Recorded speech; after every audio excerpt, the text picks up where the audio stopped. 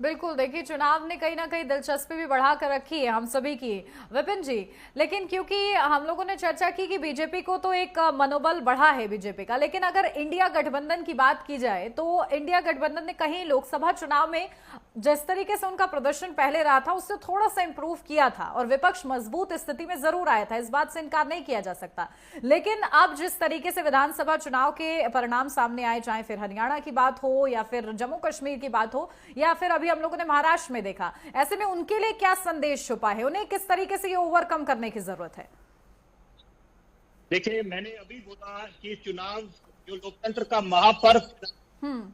उसमें चढ़ाव चलता रहता है। हार जीत एक प्रक्रिया है जी। और आपको जनता अब समझनी है जनता किस अपेक्षा में है। जनता को वर्तमान के दौर में 21वीं सदी है, उनको ऐसा नेता चाहिए, ऐसा राजनीतिक दल चाहिए जो के काम पूरे करे, अधूरे सपने पूरे करे, उनको अंजाम तक पहुंचाए। क्योंकि यहाँ पर वो दौर निकल गया जब महज बिजली सड़क पानी की आप बात करें और आपको वोट मिल जाता था। अब उम्मीदें सातवां आसमान पर है। अव्वल दर्जे का स्वास्थ्य मॉडल चाहिए, शिक्षा मॉडल चाहिए, state of the art infrastructure चाहिए, एक्सप्रेसवे चाहिए, नई आईआईटी चाहिए, एम्स चाहिए। तो यहाँ पर अभी देखिए, नेता कौन जो एक्सेसिबल हो, जो अहंकारी ना हो। ऐसे ना हो कि नेताजी ने सीसीटीवी में देखा जनता उनसे मिलने आ रही है, कुछ गुहार लगा रही है और जनता बोले नेताजी घर पे नहीं है। तो यहाँ पर अहंकारी नेता नहीं चाहिए, ऐसा चाहिए जो सही मायने में पीपल्स रिप्रेजेंटेटिव हो। कि जब आप चुनावी मैदान में जाते हैं, गुहार लगाते हैं, आप हमारे पे भरोसा जताएं, हमारे को 5 वर्ष मौका दे खिदमत करने का, तो वो ऐसा को चाहिए कि जो सेवा करने वाली, जिसमें भावना हो, ना कि जब आप चुनाव जीत के आए उसके बाद आप अहंकारी बन जाएं। तो यहाँ पर अभी मुझे लगता है कि जो गलती भाजपा ने करी, और ये मैं बड़े जिम्मेदारी से बात बोल रहा हूं, ये कोई ना कोई तो कारण रहा होगा जो संघ के मुखिया ने एक तरह से बातों बातों में संकेत दिया कि अहंकार नहीं होना चाहिए। तो वहां पर समझने वाले सब समझ गए कि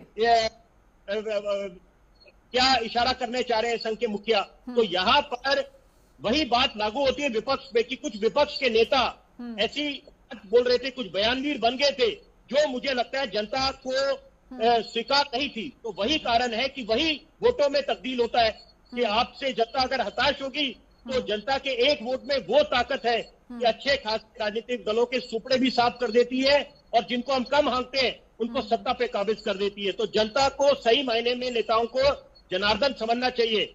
उनको आप बरगलाने का काम नहीं कर सकते। आपको समझना चाहिए कि कोई भी नैरेटिव हो कि जनता बड़ी जागरूक हो चुकी है, जन चेतना आ चुकी है और 21वीं सदी का वोटर है।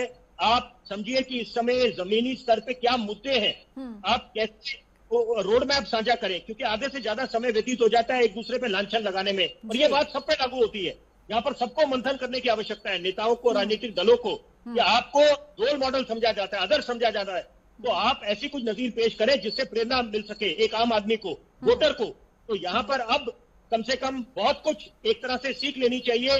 जो जीते हैं उनको उनके कंधों पे और दायित्व आ गया है, और जो हारे हैं उनको मंथन करना चाहिए कि हार की क्या वजह रही है, ताकि अगली बार उन गलतियों पे बिल्कुल, देखिए गलतियों से जरूर अब सीखने की जरूरत है, क्योंकि आगामी चुनाव में किस तरीके से कौन सा दल कितना बेहतर करता है, अब सबकी निगाहें इसी पर रहेंगी। बहुत शुक्रिया आप दोनों का इतने अच्छे तरीके से विश्लेषण के लिए।